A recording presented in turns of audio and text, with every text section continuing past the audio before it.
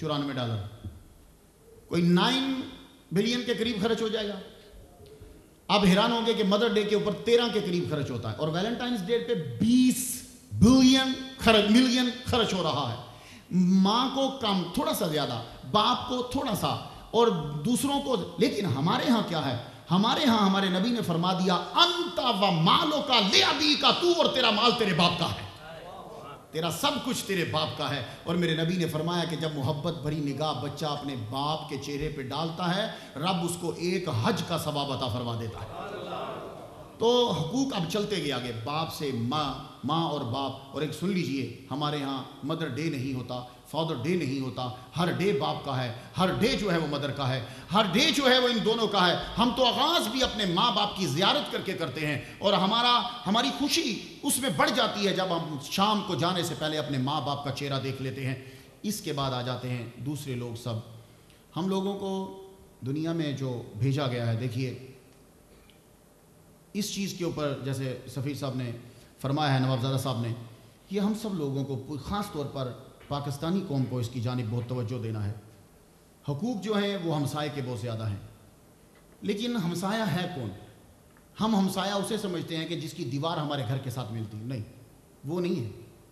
آپ کے ساتھ جو بس میں بیٹھ کے سفر کر رہا ہے وہ بھی ہمسایہ ہے, جو تمہاری فیکٹری میں تمہارے ساتھ مل کے کام کر رہا ہے وہ بھی ہمسایہ ہے, جو تمہارے کمرے میں تمہارے ساتھ رہ رہا ہے وہ بھی تمہارا ہمسایہ ہے, وہ جو تمہارے گھر کے ساتھ رہ رہا ہے وہ بھی تمہارا ہمسایہ ہے, وہ جو تمہاری گلی کے ساتھ رہ رہا ہے وہ بھی تمہارا ہمسایہ ہے. اب یہ چیز اس طرح بڑھتی گئی, یہ ہمسایہ جو ہمارے ایک ضلع کے دوسرے ضلع کے ساتھ, وہ بھی ہمسایہ, اس سے پھر سٹی سے, صوبے سے صوبہ, پھر ملک کے ساتھ جو ملک مل رہا ہے وہ بھی ہمسایہ ہے. اس لیے ہم عمان کو اپنا ہمسایہ ملک قرار دیتے ہیں.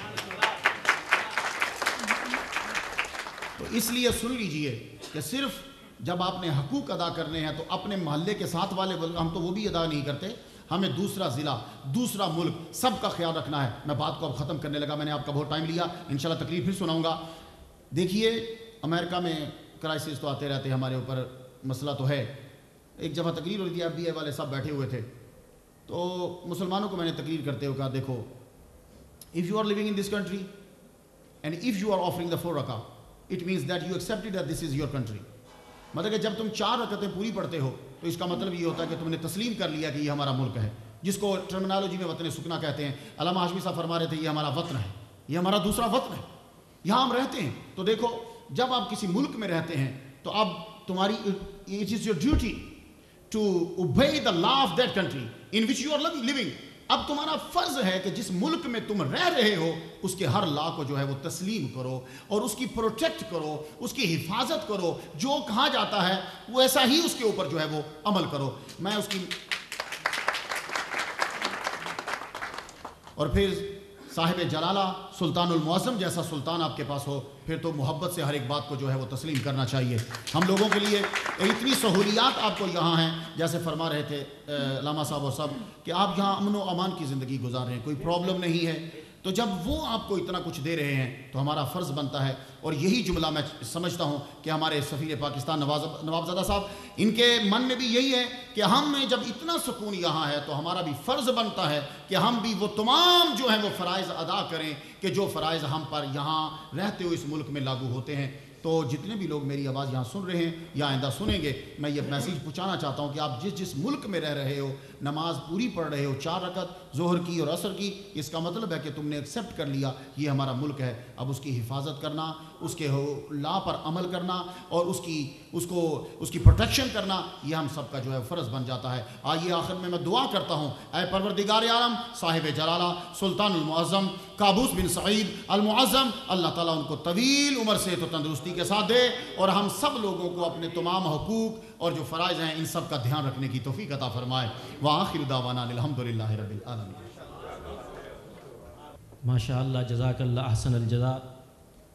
انتہائی خوبصورت انداز میں اپنے خیالات کا اظہار فرما رہے تھے, اور انشاءاللہ العزیز آپ سب کو میں پھر ایک مرتبہ یاد کرا دوں کہ منڈے سوموار کو انشاءاللہ العزیز عشاء کی نماز کے بعد شنفری کمپنی غلا کی مسجد میں محترم المقام علامہ محمد مختار شاہ نعیمی اشرفی دامت برکاتہم العالیہ آپ کو اپنے خطاب سے محظوظ فرمائیں گے. آپ سب دوست اپنے دوستوں کے ساتھ وہاں ضرور تشریف لائیے گا. اور آج کی اس محفل کے منتظمین میاں محمد ریاض صاحب اور ان کی جو کمپنی ہے جناب محمد منیر صاحب اتفاق ٹریولز، اور جناب کاشف زعیم صاحب جو کہ راحت کمپیوٹر سے تعلق رکھتے ہیں، اور دیگر دوست جنہوں نے ان کے ساتھ تعاون فرمایا، ہم ایک مرتبہ پھر ان کے اور بالخصوص سید فیاض شاہ صاحب جو اپنے نام کی طرح الحمدللہ فیاضانہ کاموں میں بڑھ چڑھ کر حصہ لیتے ہیں، اور دیگر دوست جتنے بھی ہیں، اللہ تبارک و تعالیٰ سب کو اس آج کی اچھی محفل کے انعقاد پر اپنے خصوصی رحمت سے نوازے. اور اب میں آپ کی خدمت میں محترم مقام عزت مآب سفیر پاکستان جناب نوابزادہ امین اللہ خان رئیسانی صاحب سے گزارش کروں گا کہ وہ اپنے کلمات سے ہم سب کو نوازیں. کسی ملک کا سفیر دوسرے ملک میں اپنے ملک کے لیے باعث عزت ہوتا ہے، اور میرا یہ نظریہ ہے کہ جس کو اللہ عزت دے ہمیں بھی اسے عزت دینی چاہیے، اور عزت دینے میں کبھی کنجوسی مت کیا کریں. کسی کو عزت دیں گے تو اللہ آپ کو عزت دے گا. الحمدللہ آپ جہاں اب ان کو نوابزادہ امین اللہ خان رئیسانی نہ سمجھیں، ان کو پاکستان سمجھیں. آپ یہ ہمارا پاکستان ہے، یہاں سلطنت عمان ہے، اور ہم اگر پاکستان کے ایئرپورٹ پہ جا رہے ہیں تو پاکستان تو ہم ہیں ہی، لیکن ہمارا دوسرا نام سلطنت عمان بھی ہے. اس لیے یہاں یہ ہیں تو ان کا نام پاکستان ہے، یہ ہمارے لیے پاکستان ہے. تو پاکستان ہم سے محبت مانگتا ہے، پاکستان ہم سے خلوص مانگتا ہے، ڈیڈیکیشن مانگتا ہے، پاکستان ہم سے ترقی میں مدد مانگتا ہے. تو جو مدد سفیر پاکستان اگر ہم سے مانگتے ہیں اپنے وطن کے لیے، اپنے ہم وطنوں کے لیے، اس پر ہمیں لبیک کہنا چاہیے. آج وہ یہاں تشریف لائے، اس سے بڑھ کر الحمدللہ میرا یہ ان کے ساتھ دوسری محفل میں انٹریکشن ہے. پہلی محفل میں جب یہ آئے تو یقین کریں میں نے ان سے تو اظہار نہیں کیا، میں حیران ہوا کہ میں نے پہلا سفیر 11 سال میں دیکھا ہے کہ جو ایسی گیدرنگ میں بڑی خوش ذوقی اور خوش دلی اور کھلے دل کے ساتھ تشریف لاتا ہے. تو یہ اس کا مطلب ہے کہ واقعی نہ صرف نام کے نواب زادہ ہیں بلکہ یہ دل کے بھی نواب زادہ ہیں. ٹھیک ہے، اور نوازنے والے ہیں، اور پھر نام ہی ایسا ہے امین اللہ. تو یہ ہمارے وطن کے امانت دار ہیں، امین ہیں. میں نہایت ہی ادب سے گزارش کروں گا کہ اپنے خصوصی کلمات سے ہم سب کو نوازیں. محترم مقام عزت مآب سفیر پاکستان جناب نوابزادہ امین اللہ خان رئیسانی صاحب.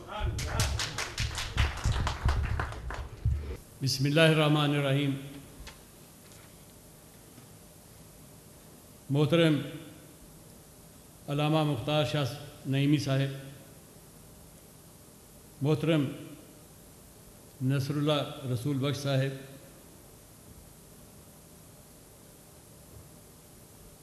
محترم سید فیاض علی صاحب، اور میرے عمانی بھائیوں، السلام علیکم.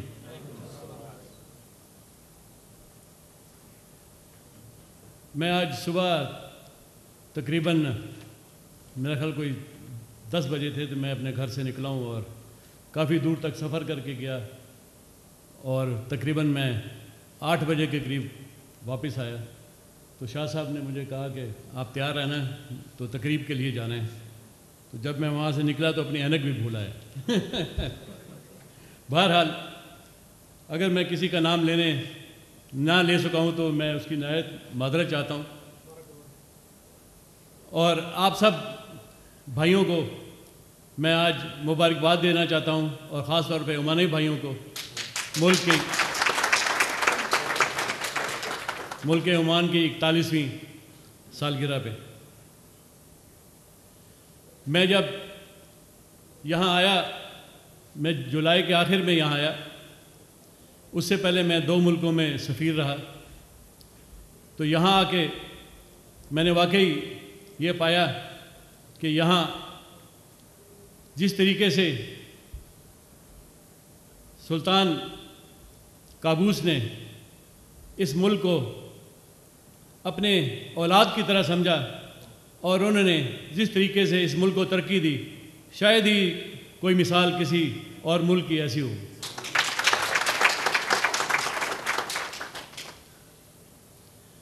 یہاں جو میرا تھوڑا بہت اس سفارت میں تجربہ ہے، تو میں نے کچھ سالوں میں، اور آپ نے بھی دیکھا ہوگا کہ اس وقت مسلمانوں کے خلاف اور خاص طور پہ مسلمان ملکوں کے خلاف یہود و نصارہ کی ایک بہت بڑی سازش چل رہی ہے، اور ہم سب کو چاہیے کہ اللہ تعالیٰ سے دعا کریں، اپنی ہر نماز میں دعا کریں کہ اللہ تعالیٰ ان کی ان سازشوں کو ناکام بنائے۔